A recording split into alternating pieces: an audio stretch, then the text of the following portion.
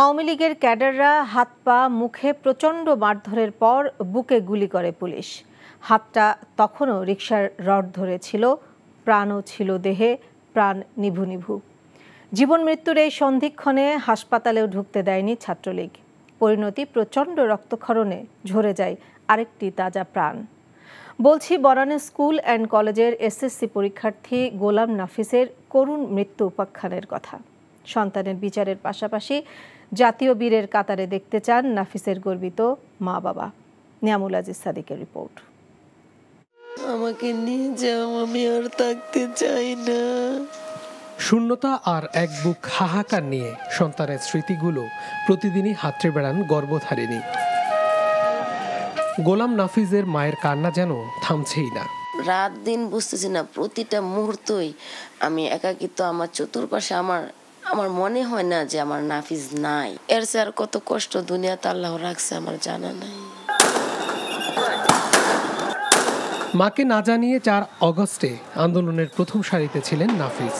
ধাওয়া পাল্টা ধাওয়ার এক পর্যায়ে ছাত্রলীগ যুবলীগের ক্যাডারদের বেধড়ক পিটুনিতে মার খেয়ে রাস্তায় লুটিয়ে পড়তে দেখা যায় 16 বছরের এই শিক্ষার্থীকে। পিচ ঢালা রাজপথে পড়ে থাকা নাফিসকে পুলিশের গুলি হার মানে যে কোনো নির্মমতাকেও।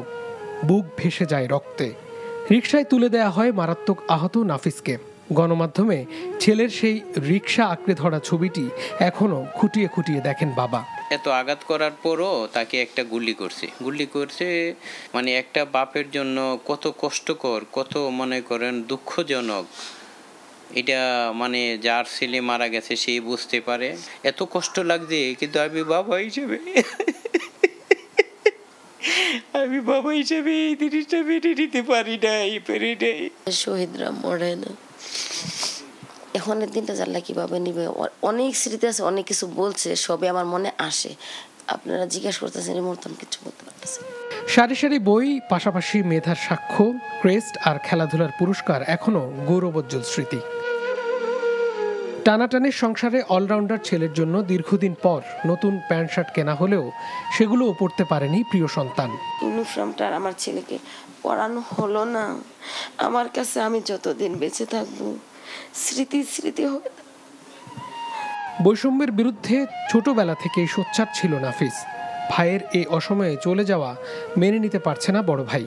মেরেও ক্ষান্ত হয় নাই, তারপরও পুলিশ সিনিয়র অফিসার এসে বলে এ কি মারা গেছে, না মারা গেলে 2টা গুলি করে দেয়। ও বেঁচে থাকতে চেয়েছিল, ওকে হসপিটালে ঢুকতে দেয়নি ছাত্রলীগের ছেলেপেলেরা। একটা স্বাধীন দেশে একটা 16-17 বছরের বাচ্চাকে চিকিৎসা ব্যবস্থা নেই, ও বেঁচে থাকতে চাইছে, ওকে চিকিৎসা ব্যবস্থা নেই। এই দুঃখ কাকে বলে বুঝাবো? পরিবারের দাবি আর কোনো বাহিনীকে এমন লেলিয়ে যেন না দেয়া হয় ছাত্রদের বিপক্ষে, ন্যায্যতার বিরুদ্ধে। Niamul Aziz Sadek, NTV news, Dhaka.